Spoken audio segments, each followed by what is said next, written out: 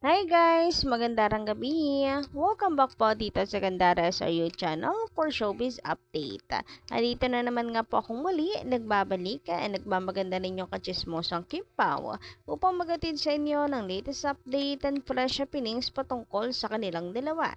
Kaya naman, kung isa ka sa mga hindi pa nakaka-subscribe dito sa ating channel, i-click mo na agad-agad yung subscribe button at ang notification bell para maging updated ka at ma-notify tuwing may bago tayong balita sa kanilang dalawa. And for tonight's video, ang ating pag-uusapan ay tungkol nga po dito sa suporta ni Papi Paulo kay Kimi sa bagong blessing sa kanyang buhay.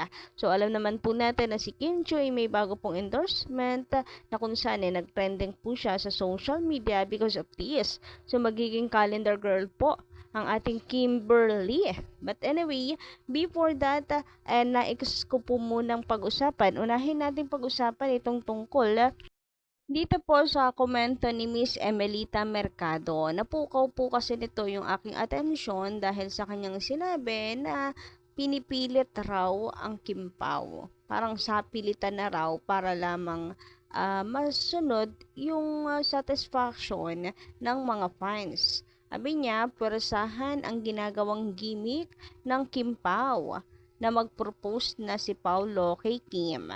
Paano nalalapit ng 2025? Malolobat na sila. The end na. Hindi na sure kung kikita ang movie. Kaya palaging nahudlot. OMG, paano po kaya nasabing laos na or malalaos na ang Kim Pao sa 2025 at paano nasabing hindi kikita ang movie ng Kim Pao na may Love Will Make You Disappear? Araw-araw nga po nagte-trending yan sa social media. And I don't think so na si Kimi ay malalaos po sa 2025. Sa dami po niyang ganap, imposible hata na mangyari yon. Agad-agad sa 2025, malalaos si Kim Chu. Malulubat na ang kanyang career. And about naman sa Kim Pao, I don't think na sapilitan yung ginagawa. Kasi ang Kim Pao naman, ang mga Kim Pao fans naman ay nagre-react lang based sa kanilang nakikita kay Kim and Paulo. Kagaya na lamang po nitong biking session nila, hindi naman magre-react ang mga fans kung hindi sila magkasama lagi. Ito pong actions nung dalawa napakalinaw na there's something sa dalawa. Sila mismo ang nagpapakita kagaya nito na susoko ng mga fans. As in, lahat ng nagre-react lang ang mga fans sa nakikita nila sa Kim Pao. Yun lang naman yun, even po yung mga kasamahan sa show business.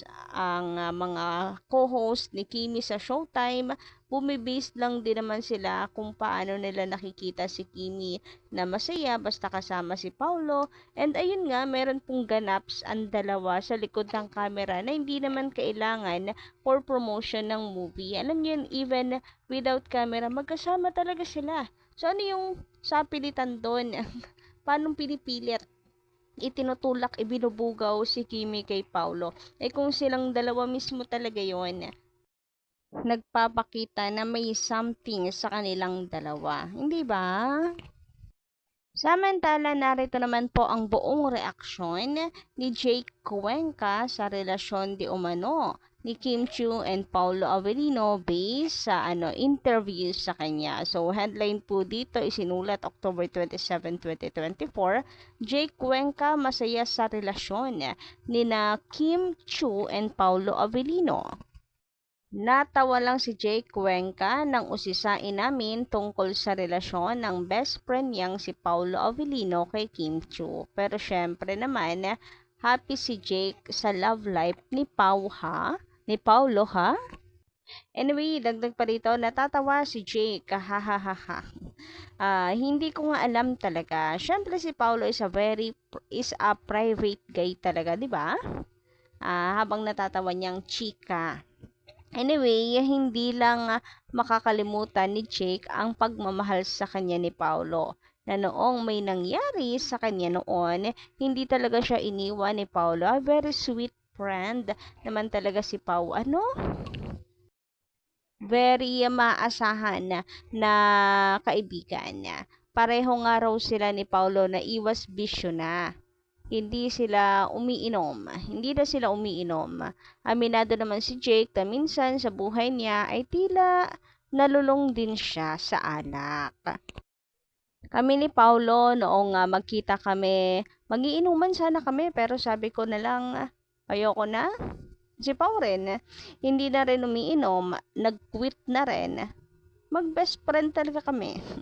Like kunyari, nasa party kaming dalawa, kami naman kasi ang magkasama talaga. Pero wala lang, magkukwentuhan lang kami, chika ni Jake. So wala talagang inuman. Binubuhos na lang po nila yung oras nila pag nasa party ng chikahan. So magiging kampante ang Kimerut natin kahit pa nasa party si Paolo Avellino. And maganda yun, hindi ba? Yung kahit nasa party, hindi ka mag-aalala, hindi ka mag-overthink kasi siya mismo, si Paolo, mayroon pong disiplina sa sarili. Sabi pa, siya nga pala, magpapamalas ng husay si Jake na tinagurian nga ngayong globally acclaimed actor sa kanyang mga major role sa dalawang higanteng streaming platform. Dapat ngang abangan si Jake sa highly anticipated Prime Video series na What Lies Beneath na mapapanood din sa Kapamilya Channel. Ang seryeng ito ay iikot sa misteryosong pagkamatay ng 6 na babae at 2 lalaki. At dahil sa seryeng ito, hinangad nga ni Jake na magpakulong o maranasan ang maging inmate. At syempre, malaking pasabog din ang proyekto na kasama niya si Baron Geisler at ang The Delivery Guy na mapapanood naman sa Netflix. Winner, 'di ba?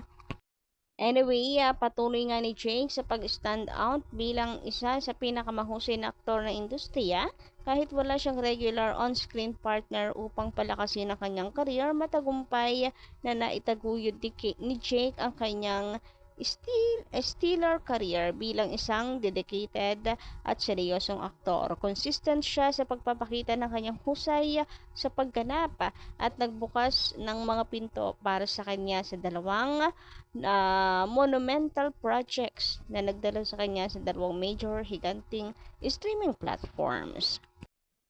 Pumirma nga kamakailan si Jake ng 3-year renewal contract sa kanyang home network na ABS-CBN. Humigit 2 dekada na si Jake sa industriya.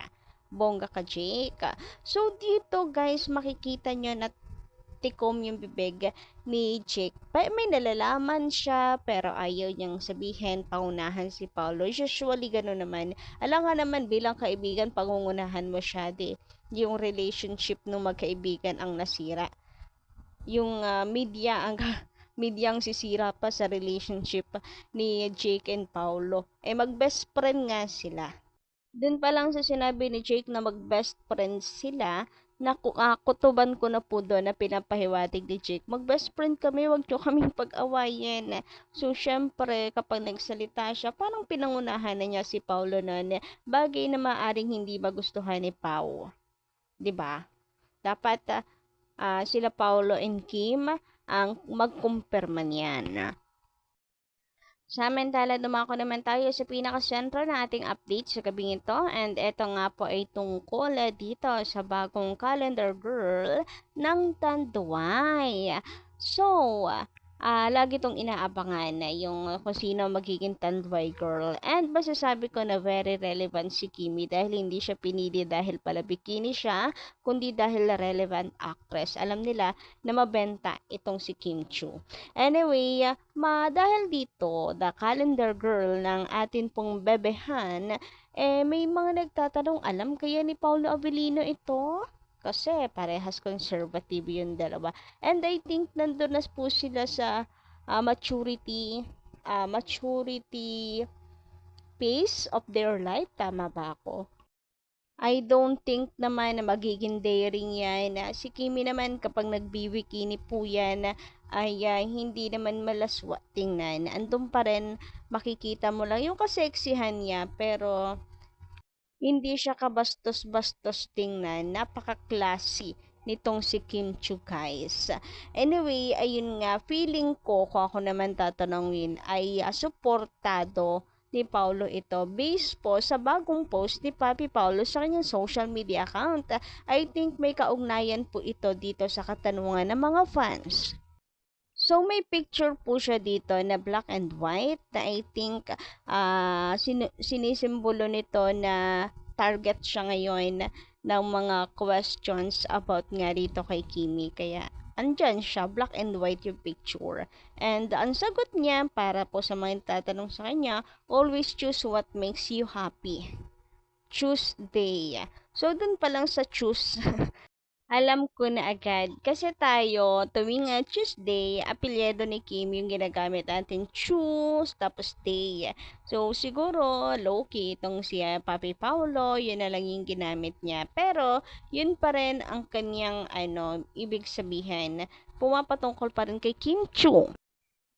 And sinasabing, always choose what's make you happy. So, kung ito po makakapagpasaya kay Kimi, ay, edi, sinusuportahan niya. Suportado niya. What do you think, guys? Pa-comment lang po dyan sa baba. Matalino kasi itong si Paulo. So, dinadaan niya sa mga cryptic post. So, yun lang muna guys ang ating update for tonight. Maraming salamat sa pakikinig. And don't forget to click the subscribe button and notification bell for more updates. Maraming salamat!